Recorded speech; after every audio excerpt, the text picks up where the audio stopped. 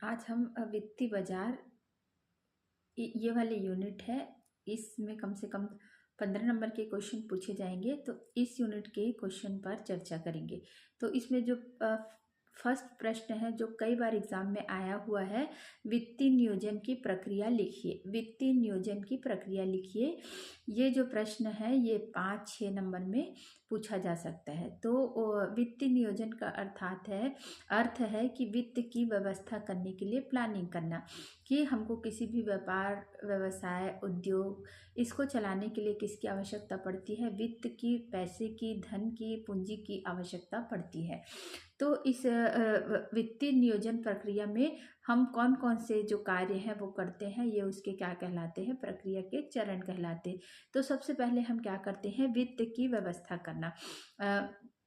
वित्त की व्यवस्था कि हमको जो क्या बोलते हैं, अपना व्यापार, व्यवसाय को चलाने के लिए, स्थापना के लिए, चाहे उसका विकास के लिए हो, चाहे मेंटेनेंस के लिए हो, हमको अगर पैसे की आवश्यकता है तो वो वित्त हम कहाँ से लेंगे? किसी से कर्ज लेंगे, किसी से बैंक से ऋण लेंगे, या अन्य संस्थाओं से लेंगे, अपने पार्टनर से पैसे लेंगे। तो इन सब धन की या पैसों की व्यवस्था करना ही क्या कहलाता है? वित्त की व्यवस्था कहलाता है।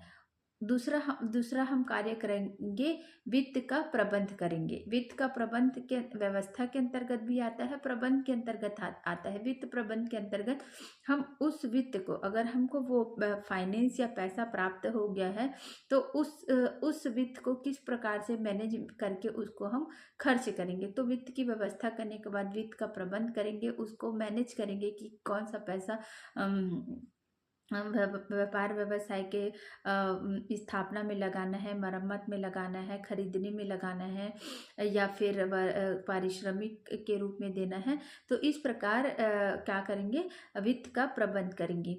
तीसरा चरण है कोषों का आवंटन। कोष हम वित्त का प्रबंध करने, व्यवस्था करने के बाद हम क्या करेंगे? कोष का आवंटन करेंगे, कि हमारे पास जो धन है या कोष प्राप्त हुए हैं, उसको कौन कौन से मदों में हमको क्या करना है? खर्च करना है। तो इसका भी हम क्या करेंगे? अलॉटमेंट करेंगे। इसी को क्या कहेंगे? कोषों का आवंटन। तो इस वित्त नियोजन की प्रक्रिया के अंतर्गत सबसे पहले हमने क्या किया? वित्त की व्यवस्था किया, वित्त का प्रबंध किया। तीसरा चरण लिखा कोषों का आवंटन लिखा। चौथा है संपत्तियों का प्रबंध, कि हमने जो जिन जिन संपत्तियों पे हमको खर्च करना है, उन संपत्तियों को मरम्मत करना है, रिपेयर करना है, या किस मद के अंतर्गत हम इन पैसों को इन्वेस्ट करेंगे, तो इसका भी क्या करना है? प्रबंध करना है। और फिफ्थ चरण के रूप में लिखेंगे आय का प्रबंध। वित्त व्यवस्था का चरण है आय का प्रबंध, कि मतलब हमारे जो लाभ, वित्त व्यवस्था के बाद जो भी हमारे पास कर्मचारी या व्यवसाय या व्यापार में लगे हुए लोगों की आय की व्यवस्था भी हम किसके लिए, आय की व्यवस्था का प्रबंध भी वित्त नियोजन के अंतर्गत करेंगे। तो ये इस तरह से 5 टॉपिक के रूप में आप ये जो वाले जो प्रश्न है कि वित्त नियोजन की प्रक्रिया को लिखिए, उसको आप अच्छी तरह से लिख सकते हैं। नेक्स्ट जो प्रश्न, इंपॉर्टेंट प्रश्न, बहुत इंपॉर्टेंट प्रश्न है जो पूछा जा सकता है इस यूनिट से, वित्तीय प्रबंधक के उद्देश्य लिखिए। वित्त प्रबंध क्यों किया जाता है, इसके उद्देश्य लिखिए। तो ये सब को पहले ही हमने क्लास में अच्छे से बता दिया है कि वित्त का प्रबंध करना किसी भी व्यापार, व्यवसाय के लिए सबसे महत्वपूर्ण होता है, कि हमने किसी कार्य को करने के बारे में विचार कर लिया, उस कार्य को करना है, इसको हमने सोच लिया, उसके बाद उस व्यापार, व्यवसाय को चलाने के लिए हमको क्या क्या आवश्यकता पड़ती है?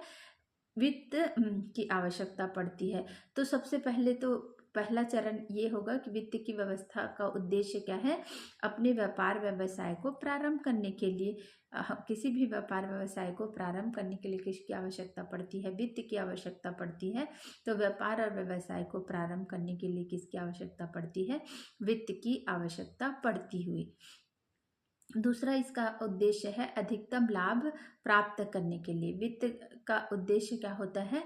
अधिकतम लाभ प्राप्त करना इसका उद्देश्य होता है। तीसरा पॉइंट हम लिखेंगे अधिक अधिक अधिक अधिकतम प्रतिफल की प्राप्ति। अधिक से अधिक लाभ प्राप्त करना भी क्या होता है, किसी भी व्यवसाय का उद्देश्य होता है। तो वित्त उद्देश्य के अंतर्गत हम किसी भी व्यापार व्यवसाय में अधिकतम लाभ की प्राप्ति के उद्देश्य से क्या करते हैं, व्यापार प्रारंभ करते हैं।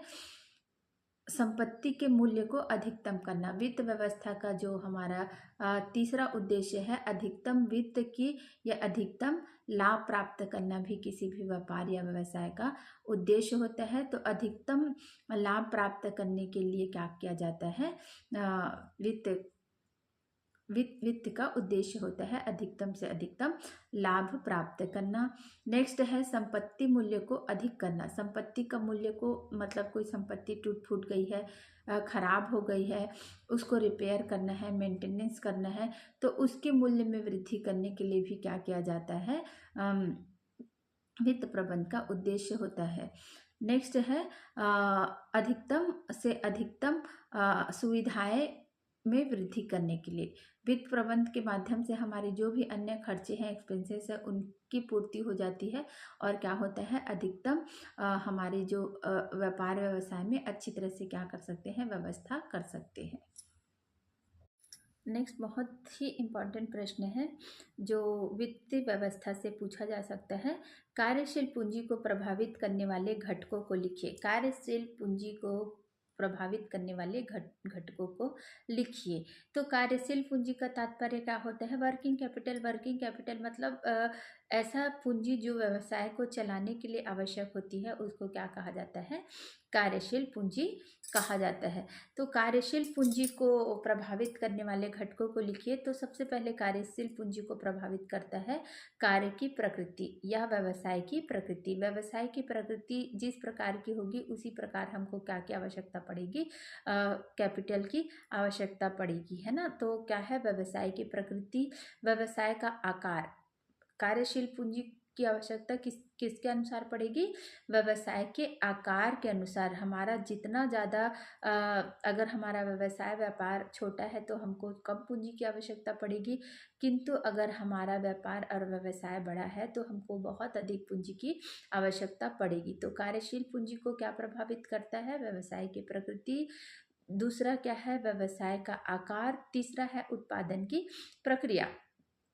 तीसरा पॉइंट क्या रहेगा, उत्पादन की प्रक्रिया। अर्थात अगर किसी उत्पादन इकाई में बहुत ज़्यादा मशीनरी की, बहुत ज़्यादा श्रमिकों की या बहुत ज़्यादा मजदूरों की आवश्यकता पड़ेगी तो और बड़े स्केल पे उत्पादन होगा तो वहाँ पे क्या होगा, बहुत ज़्यादा कार्यशील पूंजी की आवश्यकता पड़ेगी। और जैसे जैसे उस यूनिट या इकाई का जो उत्पादन इकाई या क्षमता कम रहेगी, छोटे स्तर पे हो गए, तो हमको क्या क्या आवश्यकता पड़ेगी, कम कार्यशील पूंजी की आवश्यकता पड़ेगी। अर्थात उत्पादन की इकाई या उत्पादन का आकार या फर्म का आकार, ये भी किसको निर्धारित करता है, वर्किंग कैपिटल को निर्धारित करता है। उसके बाद है प्रक्रिया। किस प्रकार की प्रक्रिया, उसमें कौन कौन से प्रोसेस होने हैं। उत्पादन के प्रक्रिया के अंतर्गत छोटा उत्पादन है, उत्पादन का वृहद उत्पादन है, या बहुत सारे चरणों से उसको गुजरना पड़ रहा है किसी वस्तु के उत्पादन या व्यापार को, तो हमको अधिक पूंजी की आवश्यकता पड़ेगी। और छोटे स्तर पे कोई काम होता है तो हमको क्या पड़ेगी, कम पूंजी की आवश्यकता पड़ेगी। उसके बाद है नेक्स्ट जो पॉइंट है, रोकड़ की आवश्यकता। कार्यशील पूंजी अर्थात यही कैश पूंजी के अंतर्गत कैश भी आता है, तो रोकड़ की आवश्यकता भी हमको किस में रहेगी, कार्यशील पूंजी में रहेगी। लाभांश की नीतियाँ, हम अगर बहुत ज़्यादा अधिक लाभ कमाने के उद्देश्य से कर रहे हैं तो हमको अपना जो वर्किंग कैपिटल है उसको भी बढ़ाना होगा। तो इस प्रकार से व्यवसाय की प्रकृति, व्यवसाय का आकार, उत्पादन की प्रक्रिया, रोकड़ की आवश्यकता, उत्पादन में लाभांश की नीतियाँ, इन सब किसको प्रभावित करता है, कार्यशील पूंजी को प्रभावित करता है। कार्यशील पूंजी को क्या क्या प्रभावित करता है, व्यवसाय की प्रकृति, व्यवसाय का आकार, उत्पादन की प्रक्रिया, रोकड़ की आवश्यकता, ये और लाभांश की नीतियाँ, ये सब किसको प्रभावित करती है, वर्किंग कैपिटल को, कार्यशील पूंजी को क्या करती है, प्रभावित करती है। उसके बाद नेक्स्ट क्वेश्चन है, श्रेष्ठ वित्तीय योजना के 4 लक्षणों का उल्लेख कीजिए। श्रेष्ठ वित्तीय योजना के 4 लक्षणों का उल्लेख कीजिए। ये प्रश्न है 2019 के सारे सेट्स में, 2022 के सारे सेट्स में पूछे गए थे कि श्रेष्ठ वित्तीय योजना के 4 लक्षणों को बताइए।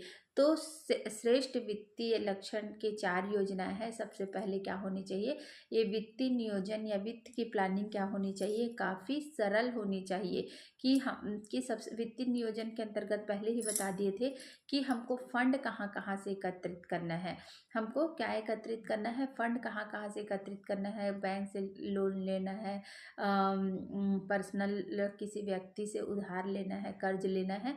तो यही है कि वित्तीय जो योजना है उसका पहला लक्षण क्या होना चाहिए, वो सरल होना चाहिए। दूसरा होता है दूरदर्शिता। हम जो फाइनेंशियल प्लानिंग करेंगे वो हम जो फाइनेंशियल प्लानिंग करेंगे वो हम अपनी वर्तमान आवश्यकता को ही देख के नहीं करेंगे, बल्कि इसमें कैसे होनी चाहिए, दूरदर्शिता होनी चाहिए। अर्थात हमको इन फ्यूचर हमको किस प्रकार की वित्त की आवश्यकता पड़ेगी, उसके लिए पैसों को किस प्रकार से हमको व्यवस्थित करके रखना है, इसके लिए भी क्या होना चाहिए, वित्त की प्लानिंग होनी चाहिए, वित्त की प्लानिंग होनी चाहिए। उसके बाद है लोचशीलता। अर्थात वित्त का जो भी प्रबंध है वो कैसे होना चाहिए, लोचशील होना चाहिए। मतलब एकदम कठोर नीति हम नहीं अपनाते कि हमको इतनी ही पूंजी लगानी है, इतना ही हमको डेप्रिसिएशन में इन्वेस्ट करना है, इतना ही हमको गुप्त संचय करना है, इतना का ही आयोजन करना है। इस टाइप का जो फिक्स्ड अमाउंट है वो हमारे पास, या जो नीतियाँ है वो नहीं होनी चाहिए। क्या होनी चाहिए कि जो हमारा वित्तीय प्रबंध है उसमें क्या होनी चाहिए, फ्लेक्सिबिलिटी रहना चाहिए। अर्थात क्या होना चाहिए, लोचशीलता होनी चाहिए, फ्लेक्सिबिलिटी होना चाहिए, लोचशीलता होनी चाहिए। और क्या होनी चाहिए, तरलता अर्थात पूंजी का जो पूंजी को माप रहता है, लिक्विडिटी, तरलता, मतलब हमको वो तरल रूप में, अर्थात हमारे पास पूंजी आती है जाती है, आती है जाती है, और हमारे पास ये एक तरलता अनुपात के रूप में हमको व्यापार व्यवसाय में पूंजी रखनी रहती है। तो उसी को क्या कहा जाता है, तरलता कहा जाता है। पूर्णता का अर्थ यहाँ पे क्या होगा, वित्तीय योजना में क्या होनी चाहिए, हमको सारी योजनाएं हैं वो पूर्ण रूप से बना के रखनी चाहिए कि A to Z हमारे पास क्या होनी चाहिए, श्रेष्ठ वित्तीय नियोजन के अंतर्गत हमारे पास A to Z क्या होनी चाहिए, प्लानिंग होनी चाहिए कि हमको वित्त किस प्रकार से प्राप्त करना है, उसको किस प्रकार से व्यवस्थित करना चाहिए। उसके बाद वित्तीय नियोजन क्या होनी चाहिए, मितव्ययिता होनी चाहिए।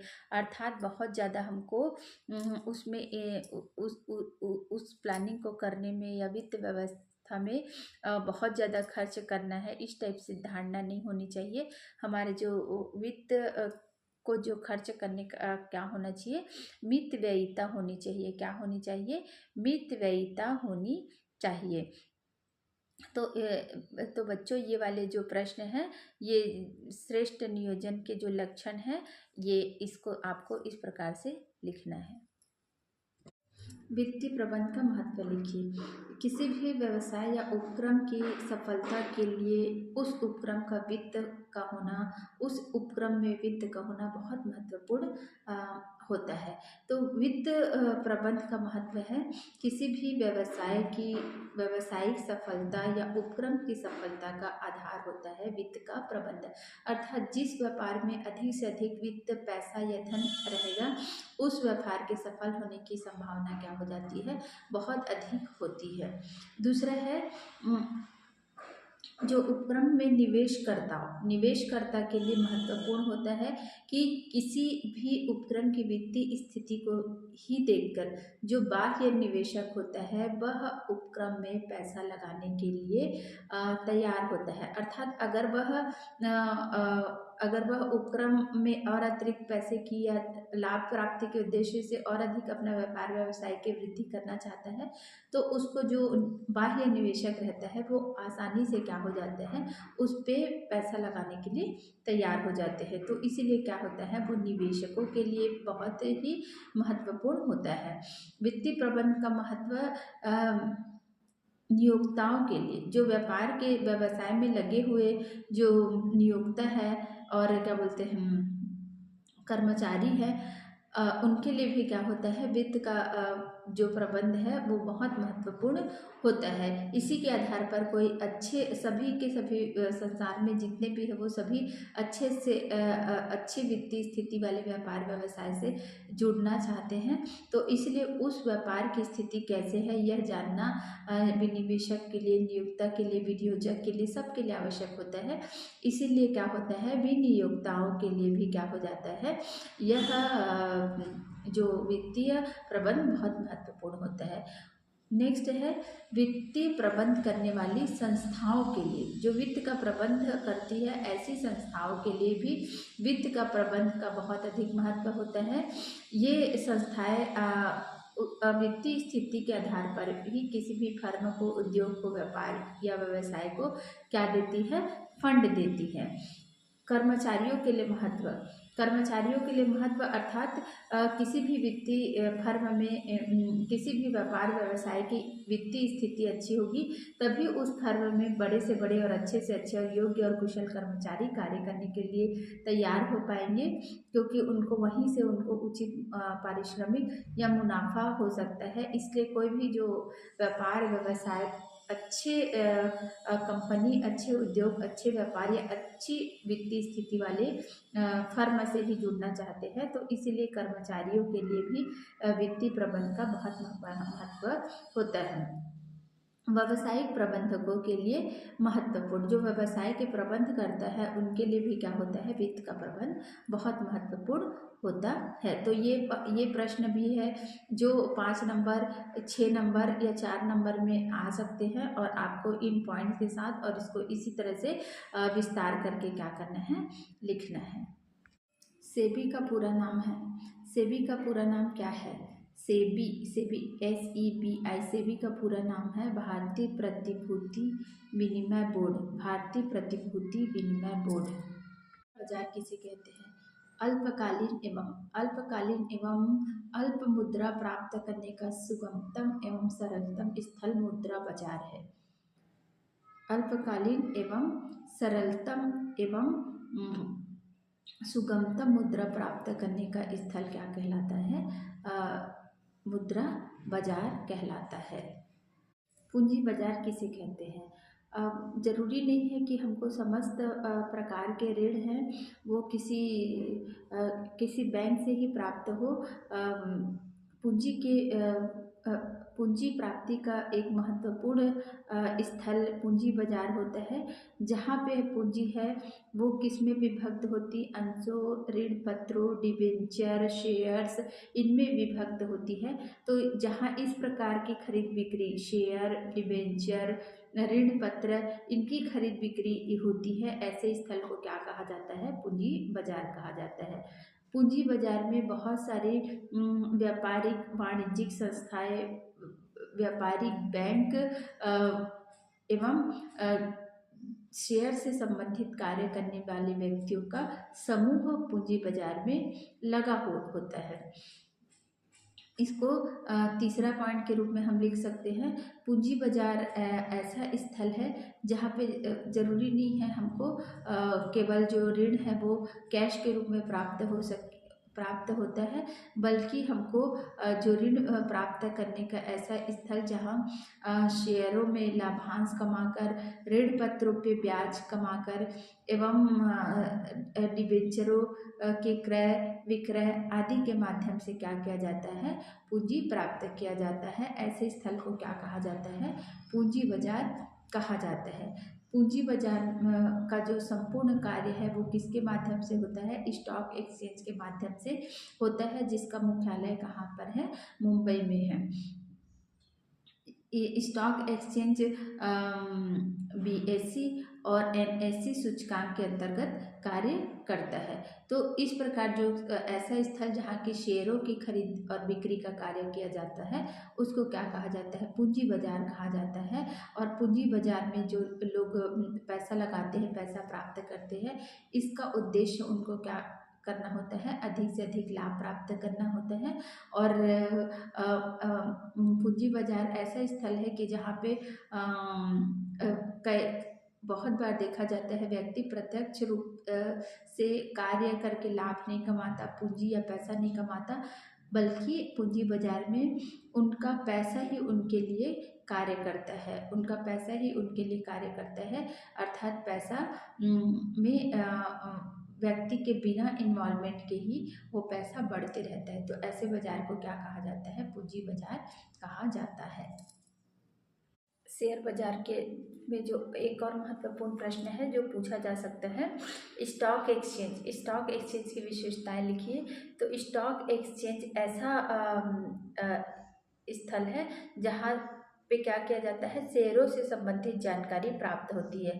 अंश पूंजी या शेयर से संबंधित जानकारी हमको कहाँ से प्राप्त होती है, स्टॉक एक्सचेंज से प्राप्त होती है। स्टॉक एक्सचेंज से हमको शेयर के क्रय विक्रय या शेयर अंशों के निर्गमन से संबंधित अंशों का निर्गमन से खरीद बिक्री से संबंधित सारी जानकारी हमको कहाँ से प्राप्त होती है, स्टॉक एक्सचेंज से प्राप्त होती है। तो ये फर्स्ट पॉइंट हो गया। दूसरा पॉइंट है, इस स्टॉक एक्सचेंज की विशेषता है कि नई पूंजी प्राप्त करने में सहायता प्रदान करता है। हमको पूंजी से संबंधित शेयर मार्केट की पूरी जानकारी हमको स्टॉक एक्सचेंज से मिलती है, इसलिए दूसरा पॉइंट क्या है, नई पूंजी प्राप्त करने में क्या होता है, सहायक होता है, नई पूंजी प्राप्त करने में सहायक होता है। तीसरा पॉइंट लिखेंगे, नियमित बाजार स्थापना। स्टॉक एक्सचेंज ऐसा स्थान है जो नियमित बाजार की स्थापना करता है। तीसरा पॉइंट क्या लिखेंगे, नियमित बाजार की स्थापना। फोर्थ पॉइंट लिखेंगे, पूंजी की तरलता। पूंजी की तरलता अर्थात यहाँ पे कि पूंजी है उसका क्या हो जाता है, लिक्विडिटी, मतलब पूंजी एक जगह स्थायी नहीं रहता। पूंजी क्या होता है, व्यवसाय में आता है जाता है, अर्थात किसी कोई व्यक्ति के पास पूंजी आता है फिर उसी को निवेश करता है, तो यहाँ पे पूंजी की प्राप्ति, निवेश, विनिवेश आदि की क्रियाएं होती है। तो ये इसकी कितनी कौन सी विशेषता हो गई, फिफ्थ, पांचवी विशेषता हो गई। उसके बाद नेक्स्ट है सही मूल्यांकन। स्टॉक एक्सचेंज में जो पूंजी है, अंश है, ऋण पत्र है, डिबेंचर्स है, शेयर है, इनका क्या किया जाता है, सही मूल्यांकन किया जाता है। नेक्स्ट है परिकल्पना को प्रोत्साहन। परिकल्पना को प्रोत्साहन मतलब पूंजी से संबंधित किसी व्यापार व्यवसाय की जितनी भी कल्पना होती है उसको क्या होता है, प्रोत्साहन मिलता है। और नेक्स्ट पॉइंट लिखेंगे, सरकार की मदद। स्टॉक एक्सचेंज ऐसा स्थल है जहाँ पे लोगों को धन की प्राप्ति का स्थल है। लोग इसमें विनिवेश के माध्यम से बहुत पैसा बनाते हैं और स्टॉक मार्केट ही सरकार का जो आय प्राप्ति का क्या रहता है, बहुत ज़्यादा क्या रहता है, महत्वपूर्ण रहता है। तो ये जो क्या है, सरकार की क्या करता है, मदद करता है। नेक्स्ट प्रश्न है, सेबी के कार्य। सेबी के कार्य, सेबी का फुल फॉर्म क्या है, भारतीय प्रतिभूति निगमन बोर्ड। भारतीय प्रतिभूति निगमन बोर्ड, इसका जो कार्य है, सेबी ही क्या करता है, सेबी के माध्यम से ही क्या होता है, प्रतिभूतियों का, जो प्रतिभूति का अर्थ होता है शेयर्स होता है, ऋण पत्र होता है, डिबेंचर होता है, तो इसका क्या किया जाता है, खरीद बिक्री का कार्य किसके के लिए जो संस्था है उस संस्था का नाम क्या है, सेबी। सेबी के नियमों के अधीन ही जो शेयर मार्केट है वो कार्य करता है। तो सेबी का पहला कार्य हो गया। सेबी का दूसरा कार्य है प्रतिभूति बाजार में विनियोजकों के हितों की रक्षा करना। सेबी क्या है, जो यहाँ के इन्वेस्टर्स रहते हैं, शेयर्स, डिबेंचर, ऋण पत्र आदि शेयर्स वगैरह खरीदते हैं, तो उनके हितों की रक्षा किसके माध्यम से होती है, सेबी के माध्यम से होती है। जितने भी यहाँ के दलाल होते हैं, ब्रोकर्स रहते हैं, उनके हितों की रक्षा भी क्या होती है, एजेंट रहते हैं, दलाल रहते हैं, ब्रोकर्स रहते हैं, उनके हितों की रक्षा भी क्या करती है, सेबी के माध्यम से किया जाता है। म्यूचुअल फंड वगैरह आदि की खरीद बिक्री, म्यूचुअल फंड में इन्वेस्ट वगैरह आदि के कार्य भी किसके माध्यम से होता है, सेबी के माध्यम से होता है। और सेबी क्या है, विनिवेशक होते हैं। व्यापार व्यवसाय में जो निवेश करना चाहते हैं, पूंजी बनाना चाहते हैं, पैसा कमाना चाहते हैं, उनकी शिक्षा की व्यवस्था भी किसके माध्यम से किया जाता है, सेबी के माध्यम से किया जाता है।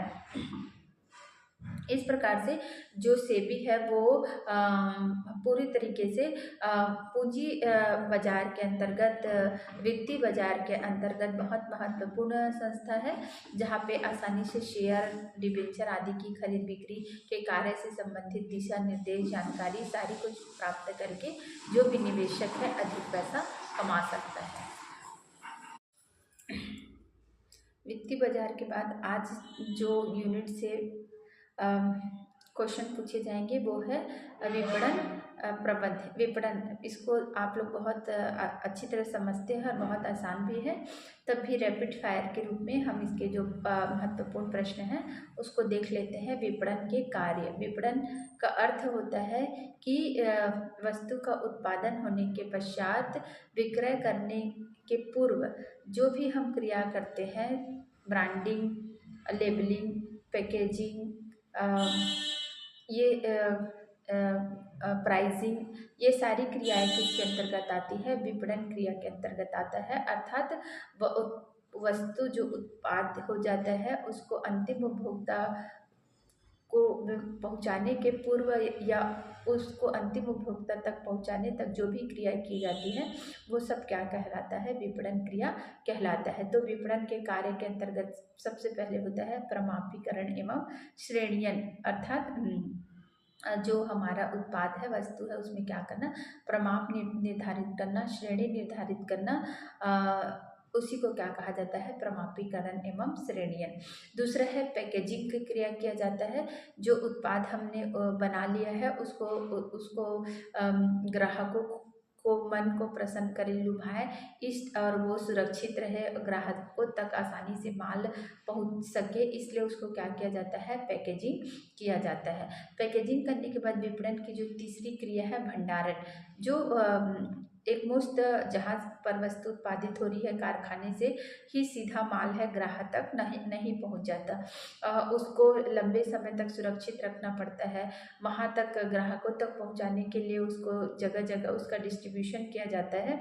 तो डिस्ट्रीब्यूशन की जो क्रिया में जो हम प्रोडक्ट को है वो जगह जगह कहाँ पे सुरक्षित रखा जाता है, उसको क्या कहा जाता है, भंडारण कहा जाता है। तो प्रमापीकरण, श्रेणीयन, पैकेजिंग, भंडारण। नेक्स्ट जो विपणन क्रिया है परिवहन, अर्थात ट्रांसपोर्टेशन के माध्यम से जो वस्तु है, प्रोडक्ट है, उसको एक स्थान से दूसरे स्थान विक्रय के लिए या अंतिम विक्रय के लिए विक्रेता तक पहुंचाना, इसको क्या कहा जाता है, परिवहन कहा जाता है। उसके बाद नेक्स्ट है मूल्य निर्धारण। मूल्य निर्धारण क्रिया भी क्या होती है, विपणन के प्रमुख कार्यों में शामिल है। उसके बाद नेक्स्ट जो छठवां लिख सकते हैं उसको विज्ञापन कह सकते हैं। विज्ञापन है, ब्रांडिंग है, लेबलिंग है, ये सब क्या है, विपणन के कार्य हैं, जो 6 नंबर में एग्जाम में पूछे जा सकते हैं। जो नेक्स्ट हमारा कार्य है विपणन के महत्व। विपणन की क्रिया बहुत महत्वपूर्ण है, क्योंकि हमारी जो अर्थव्यवस्था है वो उत्पादन और ग्राहकों की संतुष्टि के ऊपर निर्भर है। तो उसमें जो प्रमुख क्रिया है विपणन की क्रिया होती है। विपणन का महत्व या लाभ है, तो विपणन का लाभ यही है कि सबसे फर्स्ट लाभ तो यह है अधिकतम लाभ में वृद्धि करना, लाभों को अधिकतम करना, अधिक से अधिक लाभ प्राप्त करने के लिए क्या किया जाता है, विपणन कार्य किया जाता है। दूसरा है रोजगार प्राप्ति में बहुत महत्वपूर्ण भूमिका निभाता है। विपणन बहुत सारे लोगों को क्या प्रदान करता है, रोजगार रोजगार दिलाता है, इसलिए रोजगार प्राप्ति में महत्वपूर्ण भूमिका निभाता है। उच्च जीवन स्तर, विपणन क्या होता है, लोगों को प्रोडक्ट के बारे में, वस्तु के बारे में, उत्पाद के बारे में अच्छी जानकारी प्रदान करता है, उपलब्ध कराता है।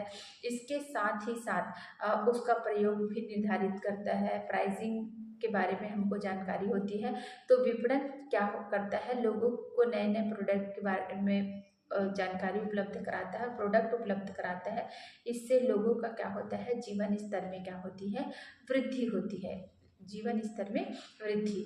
नेक्स्ट पॉइंट जो लिखेंगे फिफ्थ पॉइंट में, संसाधनों का सर्वोत्तम उपयोग। विपणन के माध्यम से क्या होता है, संसाधनों का क्या किया जाता है, सर्वोत्तम उपयोग किया जा सकता है। ग्राहक सृजन, अधिक से अधिक क्या किया जाते हैं, ग्राहकों का सृजन होता है। तो ये क्या है, विपणन के महत्व है। उसके बाद नेक्स्ट है विपणन प्रबंध। विपणन प्रबंध के अंतर्गत क्या क्या कार्य किया जाता है। तो विपणन का तात्पर्य है, अर्थ के रूप में लिखेंगे, विपणन का अर्थ होता है कि जो कारखाने, उद्योग, व्यापार, व्यवसाय में जो वस्तु उत्पादित हो जाती है, उसको अंतिम उपभोक्ता तक पहुंचाने से पूर्व जितनी भी प्रक्रिया या प्रोसेस से गुजरता है, वो सारी क्रियाएं क्या कहलाती है, विपणन क्रिया के अंतर्गत कहलाती है। जैसे कि कोई वस्तु उत्पादन के बाद क्या करना पड़ता है, मूल्य निर्धारण करते हैं। मूल्य निर्धारण करने के बाद क्या करते हैं, उसका पैकेजिंग करते हैं। पैकेजिंग करने के बाद उसमें लेबलिंग करते हैं। लेबलिंग करने के बाद उसका ब्रांडिंग करते हैं। ब्रांडिंग करने के बाद उसको बेचने के लिए बाजार खोजा जाता है, बाजार। और वो वस्तु है, उसको जिन लोगों को रुचि, फैशन के आधार पर उन जो वस्तु है उनका वर्गीकरण किया जाता है। और आय सृजन करने के लिए उसका विज्ञापन, प्रचार प्रसार किया जाता है। तो इस प्रकार जितनी भी क्रियाएं की जाती है विपणन प्रबंध के अंतर्गत आती है। 2-3 मार्क में इनमें एक जो महत्वपूर्ण प्रश्न पूछा जाता है विपणन प्रबंध से, उत्पाद मिश्रण। उत्पाद मिश्रण से क्या तात्पर्य है। उत्पाद मिश्रण, उत्पाद से संबंध होता है कोई भी प्रोडक्ट, जो वस्तु तैयार हो गई है उसी को क्या कहा जाता है, उत्पाद कहा जाता है। उत्पाद मिश्रण का अर्थ होगा कि अर्थव्यवस्था में जो एक ही प्रोडक्ट, अगर एक स्पेशल ब्रांड या एक प्रोडक्ट निर्माण कर लिया गया है। फॉर एग्जांपल है लक्स एक साबुन के रूप में, एक प्रोडक्ट के रूप में तैयार है। जो मेन वो उत्पाद है वो क्या है, साबुन है। लेकिन अगर अधिक से अधिक लाभ प्राप्त करने के उद्देश्य से अगर जो विक्रेता है वो ब्रांड है, लोगों की जुबान पे चढ़ चुका है, वह उत्पाद लोगों को पसंद आ रहा है, तो लक्स से संबंधित फेस पाउडर, लक्स का फेस पाउडर बना देंगे, लक्स की क्रीम बना देंगे, लक्स के शैम्पू बना देंगे, लक्स का डीओ बना देंगे, या लक्स से संबंधित जितने भी यूजेबल उपयोग करने योग्य हम प्रोडक्ट बना सकते हैं, एक ही उत्पाद को बहुत प्रकार से मिक्सिंग करके जो नया प्रोडक्ट या विविध प्रकार के प्रोडक्ट बनाए जाते हैं, उसी को क्या कहा जाता है, उत्पाद मिश्रण कहा जाता है। 1 नंबर में ये प्रश्न महत्वपूर्ण रूप से पूछा जा सकता है कि किसी उत्पाद को विशिष्ट पहचान प्रदान करना क्या कहलाता है। तो किसी प्रोडक्ट को विशेष पहचान प्रदान करना क्या कहलाता है, ब्रांडिंग कहलाता है, स्पेशल ब्रांड कहा जाता है। ट्रेडमार्क क्या होता है, ट्रेडमार्क क्या होता है कि जब कोई प्रोडक्ट है उसको क्या कर दिया जाता है, शासन के अधीन पंजीकृत कर दिया जाता है, उसको क्या कहा जाता है, ट्रेडमार्क कहा जाता है। अर्थात वो बहुत ज़्यादा विशिष्ट है, वो यूज़ करने योग्य है। ये सरकार जब प्रमाणित कर देती है तो उसको क्या कहा जाता है, ट्रेडमार्क कहा जाता है। हमारा जो नेक्स्ट और लास्ट जो यूनिट है वो है उपभोक्ता संरक्षण। तो उपभोक्ता संरक्षण अधिनियम 1986 के बारे में बताइए। तो उपभोक्ता संरक्षण अधिनियम 1986 है, वो दिसंबर 1986 को लागू किया गया, जिसका मेन उद्देश्य था हमारा जो नेक्स्ट यूनिट है उपभोक्ता संरक्षण। उपभोक्ता संरक्षण अधिनियम 1986, इसकी व्याख्या कीजिए। उपभोक्ता संरक्षण अधिनियम 1986 ग्राहकों को जो व्यापारी हैं या विक्रेता है उनके शोषण से मुक्ति दिलाने के लिए सरकार के द्वारा बनाया गया एक कानून है, जिसके अधिनियम या नियमों के तहत अगर जो शिकायतकर्ता ग्राहक है वो किसी भी उत्पाद या उत्पाद के विक्रेता या व्यापारी के विरुद्ध शिकायत दर्ज कराता है, तो उसको उन नियमों उपनियमों के अधीन जो भी कानूनी प्रक्रिया से गुजरना पड़ेगा और उसको किसी प्रोडक्ट के बदले मुआवजा देना पड़ेगा या उत्पाद को बदलना पड़ेगा। तो ग्राहकों को शोषण से मुक्ति दिलाने के लिए जो कानून लाया गया है भारत सरकार के द्वारा, उस कानून को क्या कहा जाता है? उपभोक्ता संरक्षण कानून कहा जाता है। इसके अंतर्गत जो उपभोक्ता संरक्षण के अंतर्गत क्या जो संघ कार्य करते हैं, उपभोक्ता संघ काम करते हैं, व्यापार संघ काम करते हैं, और जो ग्राहक के बहुत सारे संघ हैं वो मिलकर ग्राहकों की शिकायतों का निवारण करने के लिए कार्य करते हैं।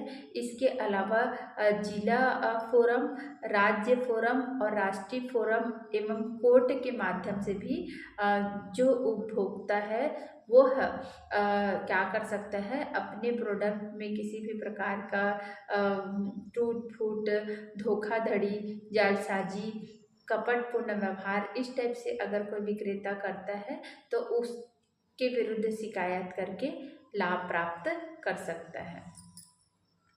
उपभोक्ता संरक्षण अधिनियम के बावजूद उपभोक्ताओं का शोषण होता है, क्यों? तो उपभोक्ता संरक्षण के बावजूद उपभोक्ता का शोषण इसलिए होता है क्योंकि उपभोक्ताओं में पलायन की प्रवृत्ति पाई जाती है।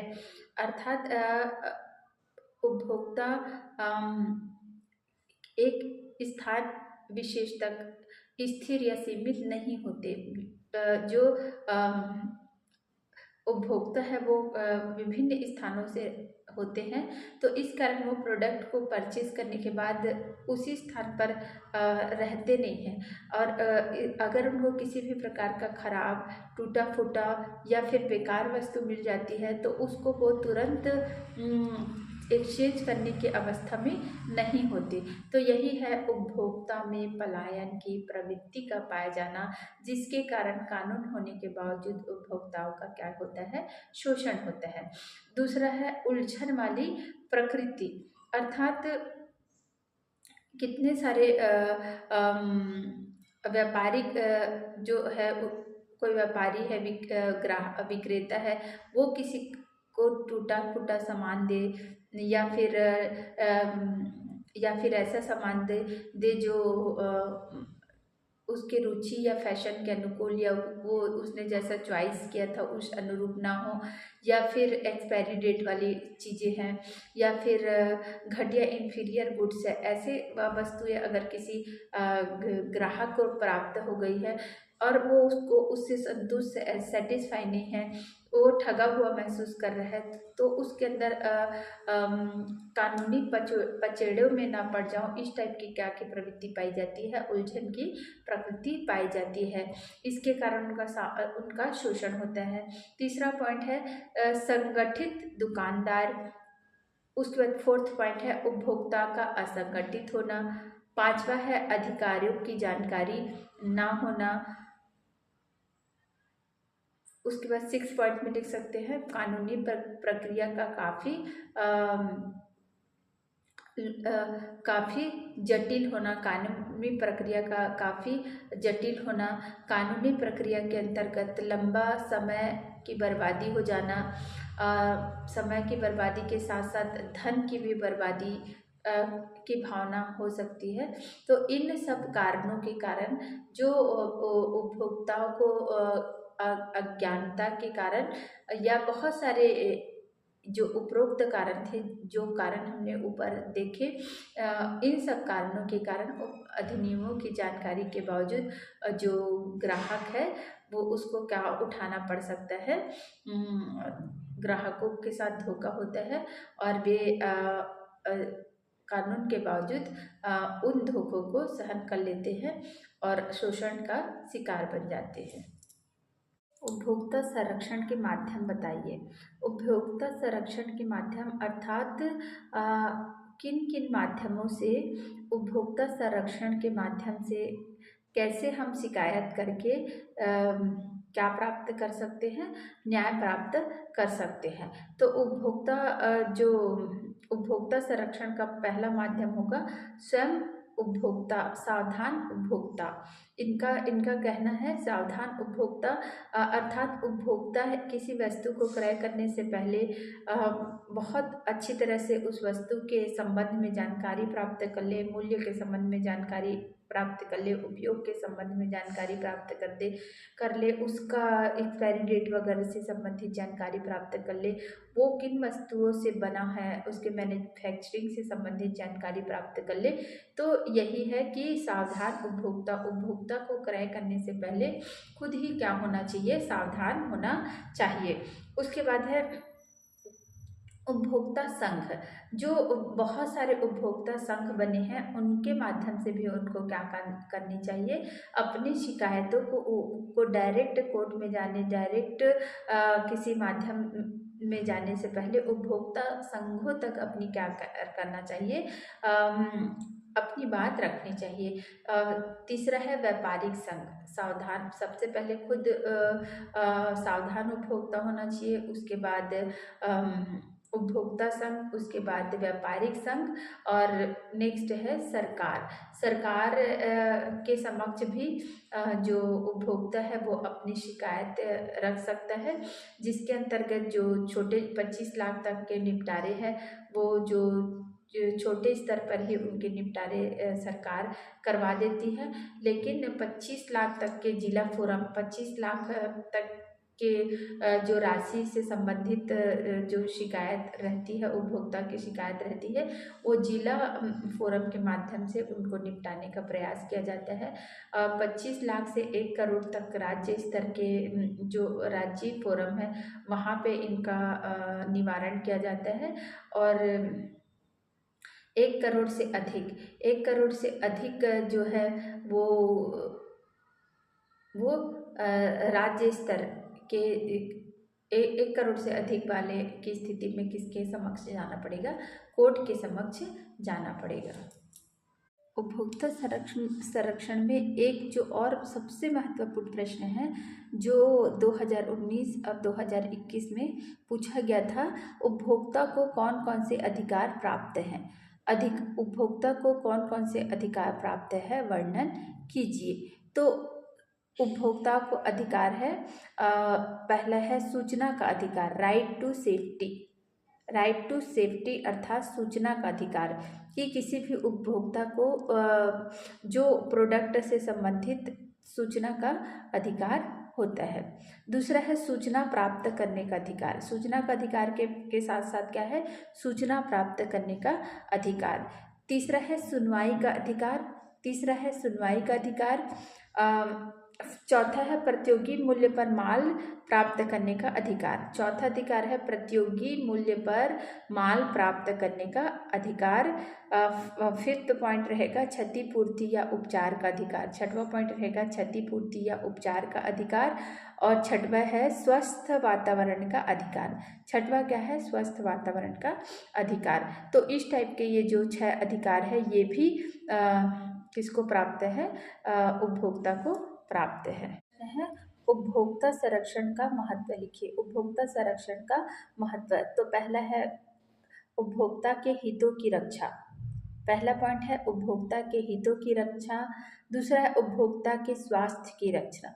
दूसरा क्या है, उपभोक्ता के स्वास्थ्य की रक्षा। तीसरा है उपभोक्ताओं को शिक्षा प्रदान करना। उपभोक्ताओं को क्या प्रदान करना, शिक्षा प्रदान करना। असंगठित उपभोक्ता है, असंगठित उपभोक्ता वर्ग है, उनको क्या करना, संगठित करना। और नेक्स्ट पॉइंट है अधिक से अधिक जो व्यवसायी लाभ कमाना चाहते हैं, अधिक से अधिक लाभ कमाने वाले व्यवसायी पर क्या करना, लगाम कसना। नेक्स्ट पॉइंट है उपभोक्ता संरक्षण अधिनियम के उपभोक्ताओं की अज्ञानता को दूर करना, उपभोक्ता की अज्ञानता को दूर करना, उपभोक्ताओं को न्याय प्रदान करना, उचित मुआवजा प्रदान करना। नेक्स्ट है उपभोक्ता संरक्षण के तरीके, उपभोक्ता संरक्षण के तरीके। तो पहला है लोक अदालत, पहला पॉइंट क्या है, लोक अदालत। दूसरा है जनहित मुकदमे, दूसरा क्या है, जनहित मुकदमे। तीसरा है पर्यावरण मित्र उत्पाद, तीसरा क्या है, पर्यावरण मित्र उत्पाद। चौथा है शिकायत निवारण फोरम उपभोक्ता संरक्षण परिषद, शिकायत निवारण या उपभोक्ता संरक्षण परिषद, शिकायत निवारण या उपभोक्ता संरक्षण परिषद। उपभोक्ता संरक्षण युवा पुरस्कार, पांचवा है उपभोक्ता संरक्षण युवा पुरस्कार। छठवा है प्रचार के तरीके, छठवा क्या है, प्रचार के तरीके। और सातवां है उपभोक्ता कल्याण कोष की स्थापना, सातवां पॉइंट रहेगा उपभोक्ता कल्याण कोष की स्थापना। उपभोक्ताओं के प्रति व्यवसाय के कोई 6 दायित्व को लिखिए। ये 6 से 8 नंबर तक के प्रश्नों में, 5 या 4 नंबर के प्रश्नों में भी पूछा जा सकता है। तो व्यवसाय का हित किससे जुड़ा होता है, उपभोक्ताओं की संतुष्टि से जुड़ा होता है। इसी कारण ये उनका दायित्व, ये उनका फर्ज या उनका महत्वपूर्ण कार्य हो जाता है कि किसको संतुष्टि प्रदान करना, ग्राहकों को संतुष्टि प्रदान करना और उनकी समस्याओं का निवारण करना।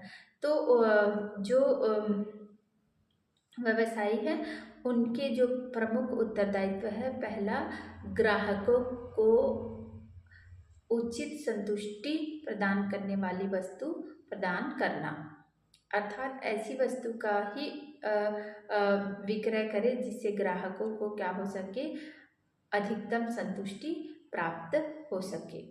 दूसरा है कीमतों पर नियंत्रण या ग्राहकों से उचित कीमत वसूल करना। ऐसा नहीं है कि हम लाभ कमाना है, हम विक्रेता हैं तो मनमाना कीमत ग्राहकों से वसूले, ऐसी भावना नहीं होनी चाहिए।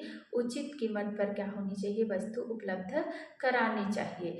उसके बाद है नेक्स्ट है श्रेष्ठ वस्तुओं का विक्रय। ऐसा नहीं कि हम जानबूझकर टूटी फूटी या खराब वस्तुओं का विक्रय ग्राहकों को करें, बल्कि श्रेष्ठ वस्तुओं का ही विक्रय करना चाहिए। फोर्थ पॉइंट है उपभोक्ता या ग्राहक अगर शिकायत करते हैं तो उनकी शिकायतों का हमको क्या करना चाहिए, निवारण करना चाहिए। उनकी शिकायतों का क्या करना चाहिए, शीघ्र निवारण करना चाहिए। नेक्स्ट पॉइंट है, फिफ्थ पॉइंट है प्रमाणिक स्टैंडर्ड वस्तु ही उनको क्या करना चाहिए, विक्रय करना चाहिए। अगर कोई विक्रेता वस्तु को वापस करने के लिए आता है तो हमको बिल्कुल वस्तु को वापस भी कर लेना चाहिए।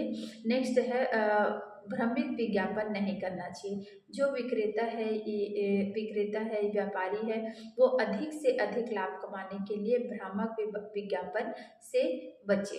तो और अधिक मुनाफा कमाने के लिए मनमाना मूल्य निर्धारित ना करे, झूठा प्रचार या प्रलोभन ना करे।